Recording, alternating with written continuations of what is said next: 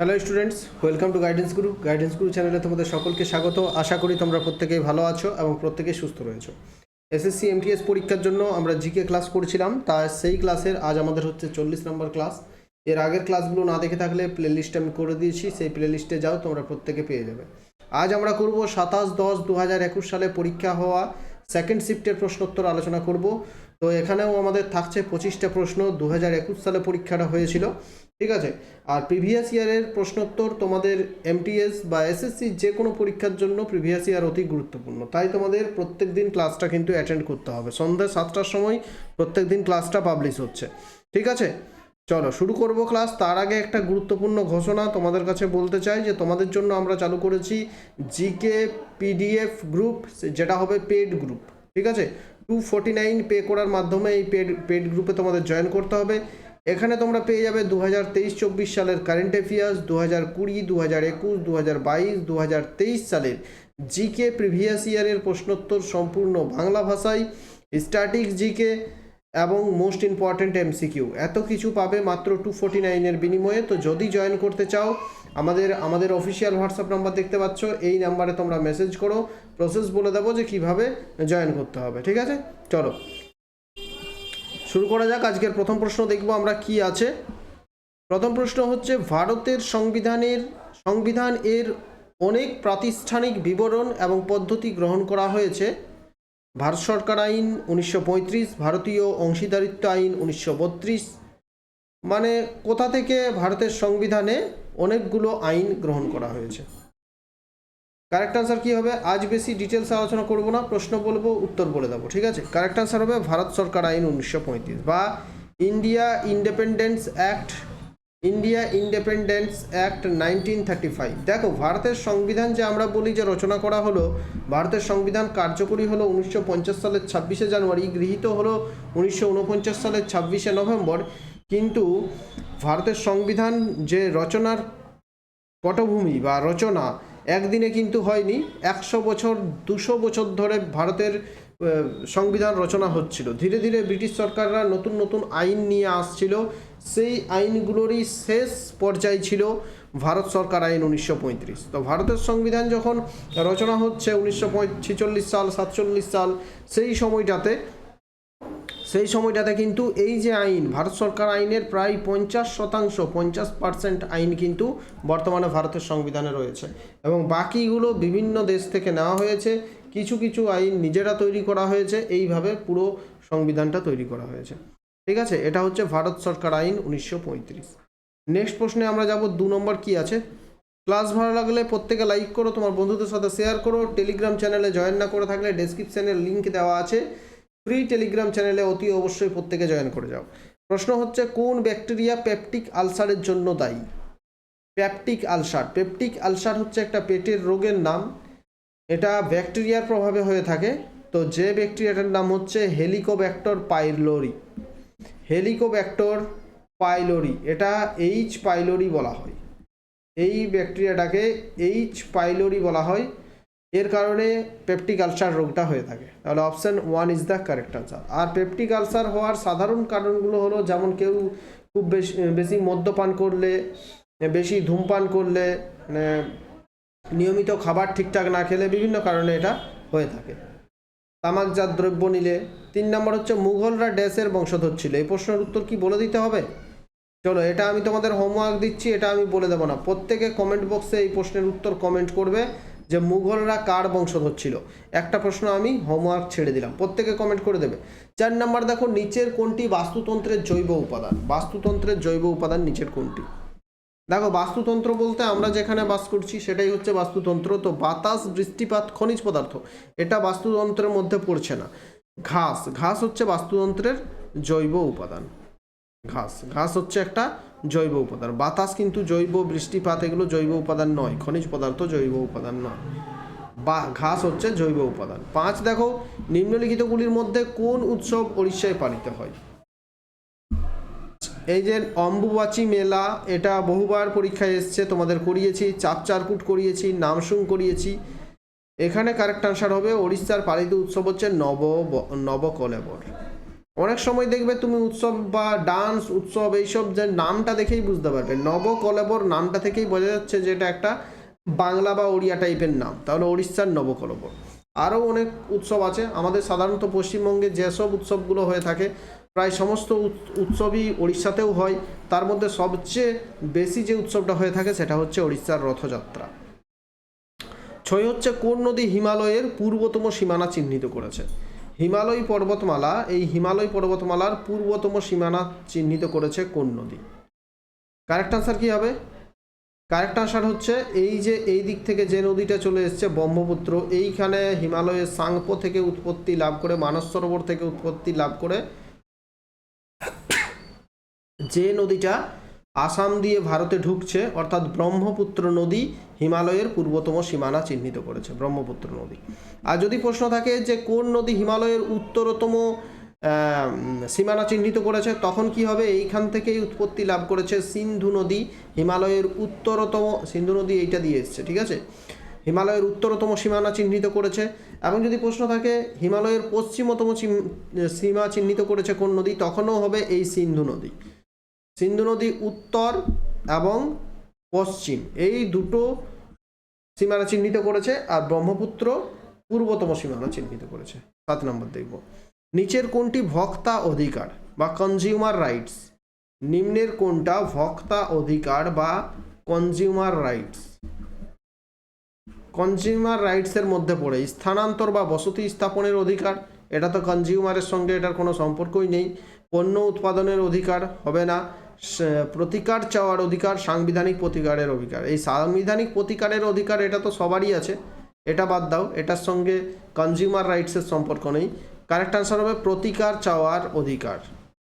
প্রতিকার চাওয়ার অধিকার হচ্ছে আমাদের একটা কনজিউমার রাইটস। 8 নম্বর দেখব, নিম্নলিখিতগুলির মধ্যে কোন কমিটি 1919 সালের মার্চ মাসে বোম্বেতে গঠিত হয়েছিল? 1919 সালের মার্চ মাসে কোন কমিটি বোম্বেতে গঠিত হচ্ছে? কারেক্ট আনসার হবে কি? খেলাফত কমিটি। খেলাফত কমিটি মার্চ মাসে গঠিত হয়েছিল। খিলাফত আন্দোলন এর যে কমিটি সেটা হচ্ছে খেলাফত কমিটি। তারপরেই যে জালিয়ানওয়ালাবাগের হত্যাকাণ্ডটা হয়েছিল। নেক্সট দেখব 9 নাম্বার, নিচের কোনটি মাটি সংরক্ষণের একটি পদ্ধতি? মাটি সংরক্ষণের একটি পদ্ধতির নাম কি? ওভারগ্রাজিং, মালচিং, বন উজাড়, ভূমিধস। এই প্রশ্নটাও আমি আগে তোমাদের করিয়েছি। কারেক্ট আনসার হবে mulching is the correct answer. মাটি সংরক্ষণের একটি পদ্ধতি হচ্ছে মালচিং পদ্ধতি। মালচিং পদ্ধতি মানে কি? ধরো এখানে একটা গাছ আছে, এই গাছ আছে, ঠিক আছে, এই গাছের যত সমস্ত পাতা থাকবে সব কিছু এতটা, ধরো এই এতটা এরিয়া নিয়ে সেই পাতা দিয়ে আমরা মাটিটা ঢেকে রেখে দেবো, তাহলে মাটির ক্ষয় কম হবে। এটাই হচ্ছে মাটি সংরক্ষণের মালচিং পদ্ধতি। 10 দেখব, কে মধু শিকারের ওপর একটি ছোট তথ্যচিত্রের জন্য দাদা সাহেব ফালকে পুরস্কার 2020 জিতেছে? পুরনো কারেন্ট অ্যাফেয়ার্স, শুধুমাত্র উত্তরটা জেনে রাখবো হবে। কারেক্ট আনসার হবে কেজাং ডি থংডক। তো এই প্রশ্নটা তোমাদের করার দরকার নেই, এটা নিয়ে মাথা খারাপ করার দরকার নেই, এই প্রশ্নটা তোমাদের আসবে না। নেক্সট দেখবো 11, পাঞ্জাবের প্রথম মহিলা মুখ্য সচিব কে ছিলেন? এই প্রশ্নটা আসতেও পারে। এসএসসি কখন কি প্রশ্ন দেই, তাদের যখন মাথা কাজ করে না তখন এই ধরনের প্রশ্ন দেই। আমাদের যদি দেশের প্রশ্ন আসে যে ভারতের প্রথম রাজ্যপাল, ভারতের প্রথম মহিলা রাজ্যপাল, ভারতের প্রথম মহিলা স্পিকার বা যে যা কিছু, তো তাহলে ঠিক আছে। কিন্তু হঠাৎ করে বলে দেবে যে হিমাচল প্রদেশের প্রথম মহিলা নাকি হরিয়ানার প্রথম মহিলা, এগুলো কিন্তু করতে পারা যায় না, ঠিক আছে। তো এই ধরনের প্রশ্ন দেখে ভয় করে লাভ নেই, কারণ প্রায় অলমোস্ট সব স্টুডেন্টই এই প্রশ্নের উত্তর, এই ধরনের প্রশ্নের উত্তর করতে পারে না। তো পাঞ্জাবের প্রথম মহিলা মুখ্য সচিব কে ছিলেন? কারেক্ট আনসার হবে Vini Mahajan. Vini Mahajan, option 3 is the correct answer, ঠিক আছে। তো প্রিভিয়াস ইয়ার করার মানেটাই হচ্ছে যে এই প্রশ্নগুলো যদি কমন চলে আসে হুবহু, তো বেশি বেশি প্রশ্নোত্তর যদি আমাদের প্র্যাকটিস করা থাকে সেখান থেকে কিন্তু আমরা করতে পারবো। তাই এসএসসি এমটিএস বা এসএসসি জিডি যে কোনো পরীক্ষার জন্য আমাদের যেটা করণীয় সেটা হচ্ছে সিলেবাস ধরে যদি তুমি পড়তে যাও কখনোই কিন্তু জিকেতে বেশি নাম্বার পাবে না। এখানে কাজ হচ্ছে তোমার যে যত বেশি পারো এমসিকিউ প্র্যাকটিস করো, যত বেশি পারো যে কোশ্চেন সলভ করার চেষ্টা করতে হবে। দেখো, নিম্নের মধ্যে কে গণপরিষদের সভাপতি ছিলেন? Jagjivan Ram, Sardar Vallabhbhai Patel, Jawaharlal Nehru, doctor Rajendra Prasad. Correct answer কি হবে? দেখো, গণপরিষদের প্রথম সভাপতি ছিলেন সচিদানন্দ সিনহা। তিনি সবচেয়ে বয়োজ্যেষ্ঠ ব্যক্তি ছিলেন, গণপরিষদের সবচেয়ে বয়োজ্যেষ্ঠ ব্যক্তি ছিলেন সচিদানন্দ সিনহা। তো তিনি অস্থায়ী ছিলেন। কিছুদিন পর স্থায়ী সভাপতি বা স্থায়ী প্রেসিডেন্ট নিয়োগ করা হলো কাকে? ডক্টর রাজেন্দ্র প্রসাদকে। নেক্সট আমরা দেখব 13 নম্বর, নিচের কোন শাস্ত্রীয় নৃত্যশিল্পী 1992 সালে সর্বকনিষ্ঠ পদ্মভূষণ প্রাপ্ত ছিলেন? 1992 সালে তিনি সর্বকনিষ্ঠ, সবচেয়ে কম বয়সে পদ্মভূষণ পুরস্কার পেয়েছিলেন শাস্ত্রীয় নৃত্যশিল্পী। ডেঞ্জারাস প্রশ্ন, এই ধরনের প্রশ্ন হুবহু কমন যদি না আসে তাহলে খুবই কঠিন ব্যাপার এগুলো মনে রাখা। কারেক্ট আনসার হবে সোনাল মানসিং। বেশি বেশি প্রশ্ন প্র্যাকটিস করা থাকলে, আর এই প্রশ্নগুলো কিন্তু এসএসসি বারবার রিপিট হয়, এই প্রশ্নটা এর আগে বহুবার রিপিট হয়েছে। তো Sonal Mansingh is the correct answer. Next দেখবো আমরা মাই এক্সপেরিমেন্ট উইথ ট্রুথ একটি আত্মজীবনী। কার আত্মজীবনী? এটা একটা পাতি প্রশ্ন, অনেকেই উত্তর করতে পারবে এটার। কারেক্ট আনসার হবে কার আত্মজীবনী? মাই experiment with truth. Correct answer হবে মহাত্মা গান্ধী। মহাত্মা গান্ধীর আত্মজীবনীর নাম হচ্ছে মাই experiment with truth. Option 3 is the correct answer. 15 জাতিসংঘে কোন দেশের ভেটো ক্ষমতা আছে? জাতিসংঘে কোন দেশের ভেটো ক্ষমতা আছে? ভারত, ভুটান, চীন, বাংলাদেশ। ভেটো ক্ষমতা একটা বিশেষ ক্ষমতা যেটা জাতিসংঘে কিছু কিছু কয়েকটা দেশেরই আছে।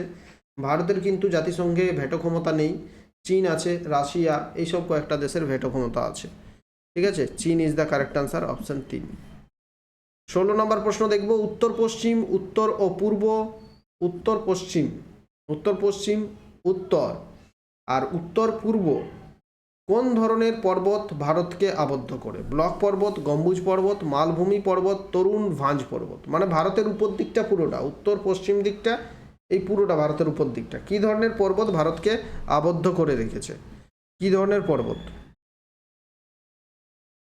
কারেক্ট আনসার কি হবে? এখানে দেখো, তরুণ ভাঁজ পর্বত। এটা ইংলিশ থেকে বাংলাতে করতে গিয়ে এরকম হয়েছে, এটা হচ্ছে নবীন ভঙ্গিল পর্বত। ঠিক আছে, তো পরীক্ষা যখন তোমরা দেবে তোমাদেরও কিন্তু ওখানে যদি ট্রান্সলেট করা থাকে তো এই ধরনের সমস্যার মধ্যে পড়তে হবে। এটা হচ্ছে নবীন ভঙ্গিল পর্বত, নবীন ভঙ্গিল পর্বত বা তরুণ ভাঁজ পর্বত। এটা হচ্ছে হিমালয়, হিমালয় হচ্ছে একটা নবীন ভঙ্গিল পর্বত। 17 নম্বরের প্রশ্নে চলে যাব, উদ্ভিদের নমনীয়তার জন্য কোন টিস্যু দায়ী? মেরিস্টেমেটিক, স্ক্লেরেনকাইমা, স্ক্লেরেনকাইমা, এখানে এখানে হবে স্ক্লেরেনকাইমা, প্যারেনকাইমা, কোলেনকাইমা। কোন ধরনের টিস্যু দায়ী? আমি 3 ধরনের টিস্যুর নাম শুনেছি, sclerenchyma, parenchyma, collenchyma. Correct answer হবে collenchyma is the correct answer. এটা হচ্ছে উদ্ভিদের নমনীয়তার জন্য দায়ী। 18 হচ্ছে, আলোর ঝলক দেখার চেয়ে বজ্রপাতের শব্দ অনেক পরে শোনা যায়, এই দেখাই কি? মানে বুঝলাম না ঠিক, শব্দের গতি আলোর গতি। আচ্ছা, এর কারণটা কি বলতে চাইছে? এর কারণটা কি? যে আলোর ঝলকটা আমরা কি বজ্রপাত যখন হয়ে থাকে তখন আমরা শব্দটা অনেক পরে শুনতে পাই, আলোকটা অনেক আগেই দেখতে পাই। কারণটা কি? আলোর গতিবেগ শব্দের থেকে অনেক বেশি, তাই তো?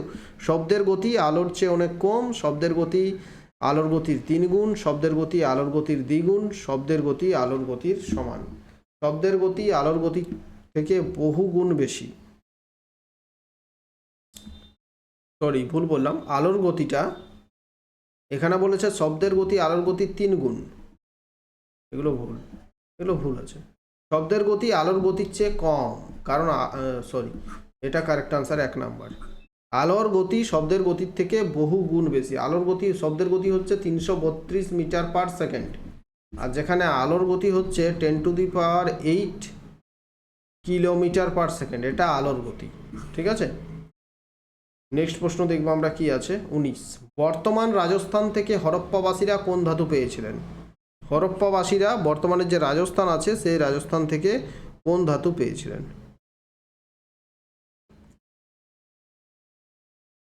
কারেক্ট আনসার কি হবে? তামা ইজ দ্য কারেক্ট আনসার।